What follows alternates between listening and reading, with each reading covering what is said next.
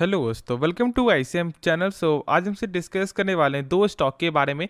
पहला यहाँ पे है कोल इंडिया और दूसरा है आपका सीडीएसएल। आप इस वीडियो को जरूर से अंत तक देखना। पहले हम लोग डिस्कस करेंगे कोल इंडिया के बारे में, फिर हम लोग बात करेंगे सीडीएसएल के बारे में। तो चलो फिर स्टार्ट करते हैं।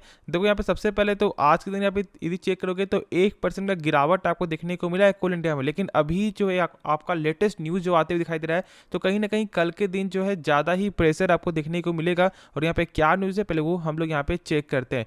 तो यहाँ पे आप देख रहे हो कि कोल इंडिया में जो है सरकार 3% तक का जो स्टेक आपको सेल कर सकता है।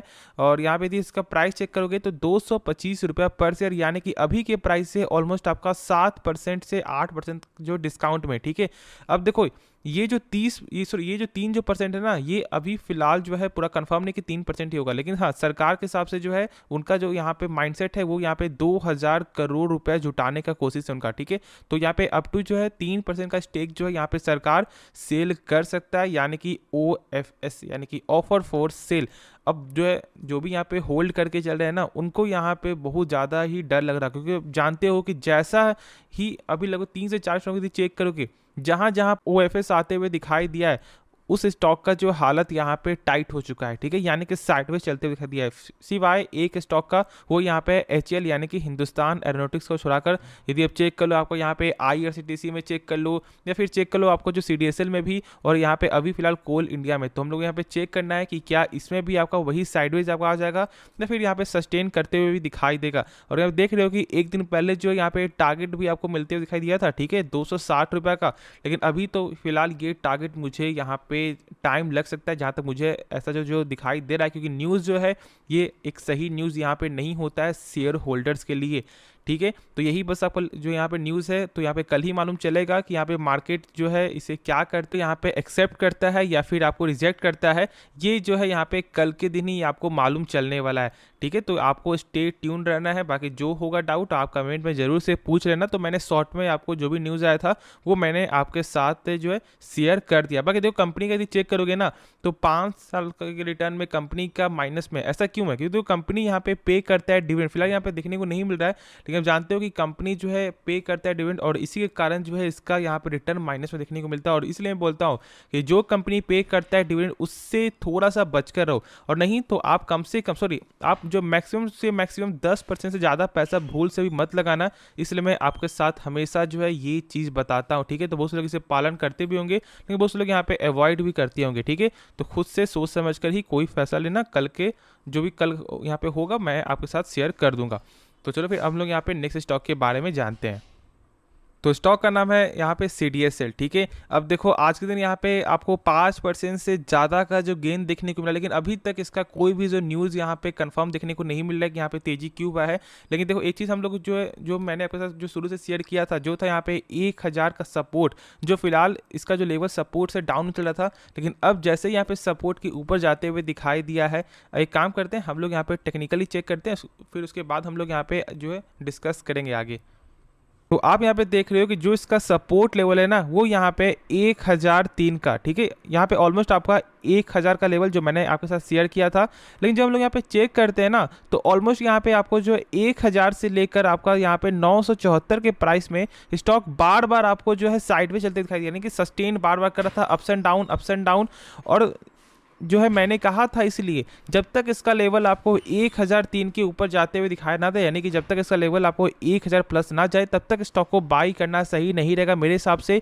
और वही चीज़ यहाँ पे देखने को मिला। अब देखो यहाँ पे क्रॉस करते हुए दिखाई दिया है, और जो बहुत से लोग आज के दिन यहाँ पे बाई कर लिए होंगे। लेकिन देखो अब यहाँ पे क्या करना है, अब यहाँ पे आप बाई कर सकते हो, ठीक है, बाई करो, लेकिन बस जो स्टॉप लॉस को मेंटेन करके रखना है। ये चीज़ को कभी भी नहीं भूलना है, क्योंकि देखो कोई नहीं जानता है कि कब स्टॉक ऊपर जाएगा, कब स्टॉक यहाँ पे डाउन जाएगा। तो इसलिए हम लोग बैकअप में स्टॉप लॉस मेंटेन करके चलते हैं। तो इसलिए ये आपका जो ट्रेडिंग पर्पस के लिए आपको फॉलो करना चाहिए। बहुत से लोग क्या बोलते हैं कि जब आपको मालूम ही नहीं है तो फिर आप कैसे बता रहे हो। देखो एक चीज़ जानो, कोई नहीं जानता है कि स्टॉक कब ऊपर जाएगा कब डाउन जाएगा।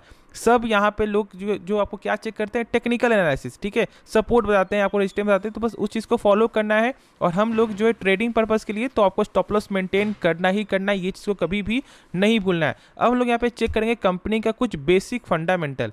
तो आप यहाँ पे देख रहे हो कि सेल्स में जो है आपको इस ईयर के हिसाब से यहाँ पे कमी जो है सेम आते हुए दिखाई दिया है, क्योंकि देखो यहाँ पे ऐसा क्यों हो रहा है, 137 करोड़ से कम हो चुका है 125 करोड़। ऐसा इसीलिए क्योंकि देखो मार्केट में लोग तभी आते हैं ना जब मार्केट नहीं तो ऊपर जाता है और नहीं तो मार्केट आपको डाउन जाता है। यदि मार्केट जब आपको बीच में जब चले ना तो बहुत से लोग मार्केट से दूर भागते हैं, ठीक है। ये चीज़ आपको यहाँ पे समझ में आ भी रहा होगा जो लोग यहाँ पे होल्ड करके चल रहे हैं इस कंपनी को। और यहाँ पे एक बार आप खुद से सोचो, जहाँ पर कोविड के समय, ठीक है, आप एक एक दिन में 2 से 3 स्टॉक को बाई सेल कर रहे थे, लगातार प्रॉफिट कमा रहे थे या फिर लॉस बुक कर रहे थे। लेकिन अब यहाँ पे ऐसा नहीं हो रहा। अब यहाँ पे आपका जो है ये जो अमाउंट है ना ये कम हो गया होगा, इसलिए क्योंकि मार्केट उतना ज़्यादा आपका वोलेटाइल नहीं है। हाँ, अभी फिलहाल मार्केट एक अच्छा खासा जो आपको रैली में देखने को मिल रहा है, तो अभी बहुत से लोग यहाँ पैसा कमा रहे हैं, तो इसलिए इसका Q1 का जो रिजल्ट है वो यहाँ पे सही आते हुए दिखाई दे सकता है, ठीक है। तो हम लोग आपको Q1 का जो नंबर है वो हम लोग फोकस करेंगे और ये Q4 में हम लोग यहाँ पे इग्नोर करेंगे। लेकिन हम लोग इसको देखते हैं लॉन्ग टर्म के बिजनेस के हिसाब से, क्योंकि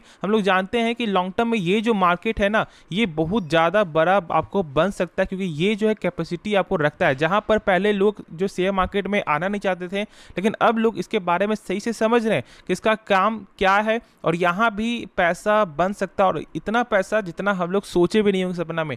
तो इसलिए लोग जो है शेयर मार्केट में आपको एंट्री करते हुए दिखाई दे रहे हैं, और ऐसा मेरा मानना है मार्केट जरूर ये बड़ा बनेगा। तो निश्चिंत होकर होल्ड करके चलो। और कुछ हम लोग और भी चेक करें, जैसे कि इसका यहाँ पे बेसिक यदि हम लोग चेक करते हैं, कंपनी का जो ROC है वो यहाँ पे 31% का देखने को मिलता है।